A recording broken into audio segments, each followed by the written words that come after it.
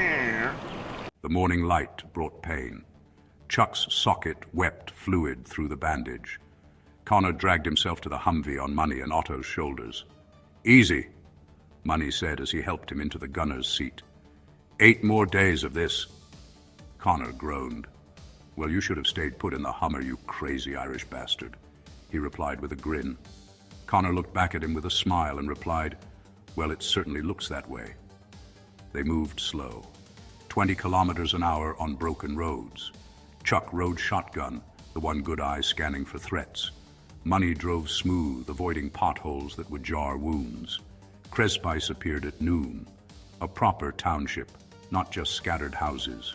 Stone buildings clustered around a church square. Smoke rose from chimneys. People lived here. Half the town had seen some serious fighting and was in ruin, but for the most part it was a small, functional community. Armed men blocked the road. Civilian clothes, military weapons, mostly AK-47s, a few PKMs, and some hunting rifles. "Stoy!" A bearded militiaman approached. "Halt!" Money stopped, hands visible. The militiaman circled the vehicles, counting weapons, assessing threat levels. "You wait." The militiaman jogged toward the church. More armed civilians emerged from buildings. They formed a loose perimeter, not professional, but numerous. Maybe 15 visible, probably more hidden. Connor shifted, trying to ease pressure on his damaged legs. The movement drew stares. Wounded prey in a wolf's den. A man strode from the church, tall, broad, wearing a Polish military jacket festooned with medals from multiple armies. A crown of bent metal sat crooked on his head. Literally a crown, fashioned from what looked like car parts. "I am Szalony Krol." He spread his arms wide. "The ruler of Crespice. Welcome to my domain." Chuck studied him through his good eye. Charismatic, yes. The kind of personality that drew followers in chaos. Also unstable. The homemade crown said everything. "Just passing through?" Wolfguard kept his tone neutral. "Nobody just passes through." Kroll stepped closer. His militia tightened their circle. "You have 2 choices. Join my service or pay tribute." "What kind of tribute?" Chuck asked. "Half," Kroll grinned.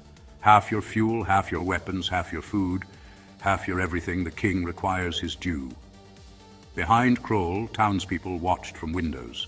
Thin faces, hollow cheeks. The same look as the deserters from earlier that morning. It was clear this king used hunger as a weapon. "That's steep." Wolfguard glanced at Harvey. "Or serve me." Kroll touched his crown. "I need soldiers, real soldiers. You'd eat well. My warriors always eat well." A woman peered from a doorway. She held a child, maybe 4 years old, both almost skeletal. The child didn't cry, it was too weak. "Can't do either," Chuck decided. "We've got wounded, need our supplies." Kroll's grin faded. "Then you insult my hospitality." Money began to ease the Humvee backward.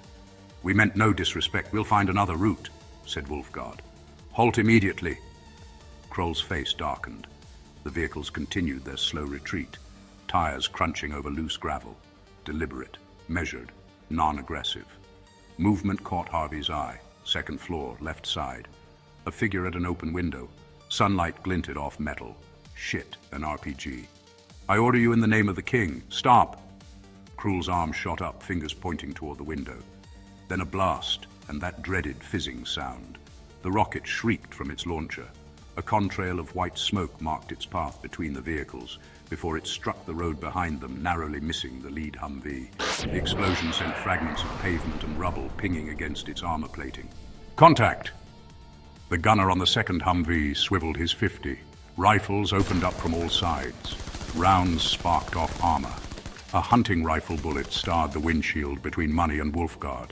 Their eyes locked for a split second, pupils dilated with adrenaline. "Fucking hell!" they screamed in unison, spittle flying as the world slowed to a crawl around them. Wolfguard's hand shot up, finger jabbing toward the church tower where sunlight glinted off a scope. "Sniper! SVD!" The words tore from his throat. Oscar was already moving, muscles burning as he scrambled up the Humvee's armored turret. The RPG felt impossibly heavy in his trembling hands. He braced, sighted, sucked in a ragged breath. The backblast scorched the air behind him as the rocket screamed toward the tower. The explosion ripped through stone and flesh alike, turning the sniper's nest into a hurricane of masonry, blood, bone, and pulverized flesh. The remaining human torso pinwheeled through the air before falling to the ground. Flames erupted, engulfing the remaining of the wall. Money floored it backward. Tires squealed. Connor braced himself, teeth clenched against pain as the vehicle lurched. The .50 caliber spoke. Heavy rounds tracked across a sandbag position. 2 militiamen vanished in red spray. Sandbags burst like rotten fruit. The makeshift militia scattered for cover. They fired wild, panicked. Civilians with guns, not soldiers. Their shots went high, wide, into dirt. Chuck leaned out his window, firing his M4 carbine. Limited vision, but close range. He put 2 rounds into a militiaman rushing their flank. The man spun, fell, dead. There! Wolfguard pointed left. Krol stood in the church entrance, shouting orders. His crown caught sunlight. A perfect target. Connor on the .50 cal saw it too. He traversed, sighted, and despite the pain from his legs, fired a short burst. Krol's head exploded in a crimson mist. The .50 caliber round tore through skull and brain matter like tissue paper, leaving nothing recognizable above the jaw. His makeshift crown, that pathetic symbol of delusion, cartwheeled through the air, trailing scarlet droplets, clattering against the ancient stone church entrance before coming to rest in a puddle of gore. For one surreal, suspended moment, his body remained upright, a fountain of arterial spray pumping from the ragged neck stump, uniform front suddenly slick with red. Then his knees buckled, and the headless corpse collapsed like a marionette with cut strings, twitching once before going still. Then suddenly the militia stopped shooting. Krol Niger, someone screamed. The king is dead. Weapons clattered to the ground. Militiamen ran, some toward the woods, others into houses. The perimeter dissolved in seconds. Money stopped reversing, engine idling, waiting. Townspeople emerged slowly. First one, then 2, then many. They approached the headless corpse. An old woman spat on it. "Americani?" a man called out, gray-haired, wearing a priest's collar. "Americans." And Irish. Connor managed through pain. "And German." Otto chimed in with a smile. The priest approached, hands empty and visible. "You freed us. That Szaloniak held us for months. Took our food, took our daughters." He switched to English, accented but clear. "Please, we mean no harm. Krol is dead. His men have fled." Chuck looked at money, risk and reward. The town might have supplies, information, or revenge-minded militiamen waiting. "Medical supplies?" Chuck touched his bandage. "We've got wounded." "Yes, yes." The priest nodded rapidly. "Our doctor still lives, hidden but alive. Please." They pulled forward slowly. Townspeople parted, some crying, others simply staring. The priest led them to a building near the square. An elderly man emerged, medical bag, real stethoscope. "Dr. Kowalski, bring your wounded." They carried Connor inside. The doctor examined his legs, clicking his tongue. "Tendons severed. You did well with first aid. I can clean, prescribe antibiotics." He turned to Chuck. "The eye?" "Gone. Let me clean and rebandage, prevent infection." As the doctor worked, the priest explained, Krol had been a factory foreman before the war. When the government collapsed, he gathered desperate men, seized the town's weapons, fed his militia while starving everyone else. "How many people here?" Wolfguard asked. 450. The priest's voice dropped. Was over 1,000. A young woman approached with a pot. Soup, thin but hot. She offered it to the group with shaking hands. "Dziękuję." Wolfguard took it. "Thank you." Word spread. The Americans had killed Krol. Within an hour, the town square filled. People brought what little they had. A few potatoes, preserved meat. Gratitude worth more than gold. Chuck watched through his good eye. Liberation came in many forms. Sometimes planned, sometimes accidental, but always messy. Tomorrow they'd trade, resupply, continue to Krakow. Today, a mad king lay headless, and a town breathed free. Outside, militiamen's weapons lay abandoned. The townspeople gathered them carefully. not to fight, just to keep them from the next would-be king. Stack them here. The priest directed 2 young men. Be careful, we'll need these one day for protection. Money and the second Humvee's crew helped gather arms. Multiple low-quality AK-47s, some hunting rifles and a few pistols. The RPG launcher, cracked but functional. A handful of small-caliber ammunition, mostly 7.62 by 39 millimeter. The Mad King's personal army's power now reduced to scrap metal and cordite. What will you do with them? Wolfguard asked the priest. Lock them away for when the next Krol comes. Maybe we resist. The priest hefted an AK. Or maybe we become him. Hunger makes philosophers into monsters. A townsman emerged from a building near the church. Father, found Krol's storage. They followed him inside. A basement room padlocked. Gordon Richards snapped the lock with bolt cutters. The door swung open, crates stacked to the ceiling. They pried one open. Military rations, Polish manufacture. The second crate, the same. 50 rations total, each meant to feed a soldier for one day. The priest's face fell. Our winter reserve. This is it, Richards counted again, for the whole town. Krol kept us at subsistence, just enough to work, not enough to rebel. The priest touched a ration pack like a holy relic. 50 rations for 450 people. 1 meal per 9. Wolfguard and Chuck looked at the crates. They only had enough food for themselves for a few days, but taking this meant a death sentence to the town, handed out by starvation. It's yours.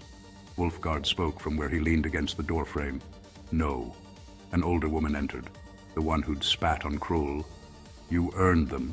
His weapons, his food. That's law of war. We don't need, Chuck started. You need, she cut him off. Everyone needs. We'll survive. We always survive. Poles are cockroaches. Step on us. We scatter and regroup. We survived the Nazis and their camps. We've survived this war, the Russians, and now we've survived Krol. We are Polish. We are survivors. The priest nodded slowly. Maria's right. Take them. We'll find another way. Wolfguard said, We'll take 10, leave you the rest. The priest and Maria both smiled and nodded. 10 rations for their freedom was a bargain, and they knew it. The group loaded the supplies, left 40 for the town's most desperate, a compromise that satisfied nobody but let everyone sleep. We have a merchant, the priest offered. Pedro, he calls himself the scoundrel, honest about his dishonesty. Let's see what he's got for trade, sighed Wolfguard. Pedro's shop occupied a former butcher store. Empty meat hooks hung from the ceiling. He sat behind a counter made from a door laid across barrels. Small, quick eyes, 3 gold teeth. Heroes. Pedro spread his arms. Krol's killers. What does Pedro the scoundrel have that heroes need? His inventory spread across planks and boxes. Polish military surplus mostly. Makarov pistols, ammunition, a few grenades of dubious vintage. Medical supplies, bandages, local antibiotics, morphine that might be real or might not be. Maps, obviously outdated. Boots, canteens, the detritus of dead armies. Fuel? Money asked. I had 20 liters, but the Russians took it 2 days ago. We've got American weapons, M16s from some deserters. Poor condition, but still serviceable. Pedro's gold teeth flashed. Polish weapons only. This is a Polish town. American guns bring too much attention, bad for business. These are worth nothing. To me, nothing. Pedro leaned forward.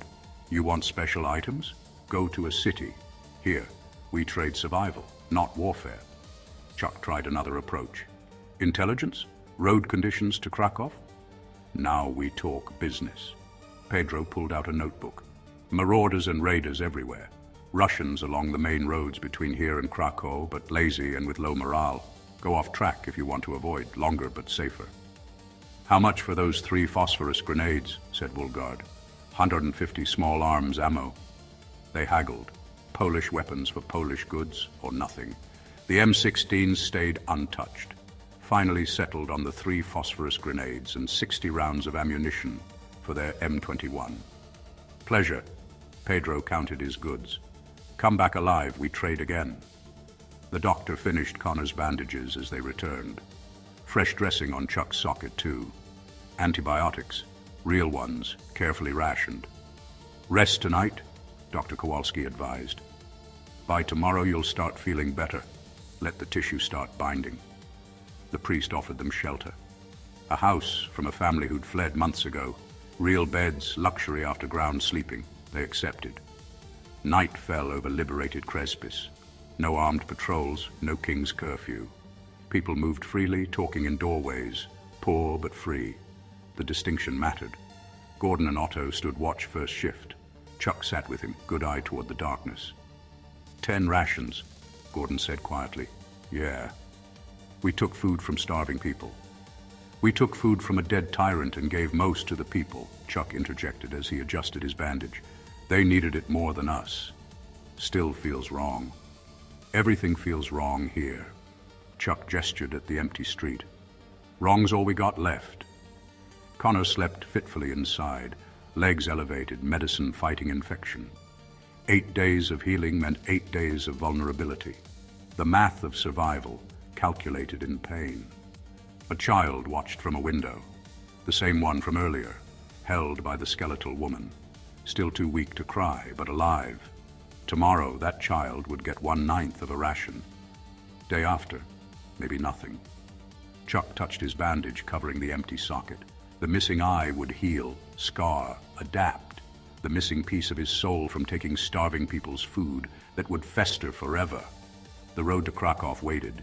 It didn't judge. It just consumed whoever traveled it, equally and without mercy. To be continued.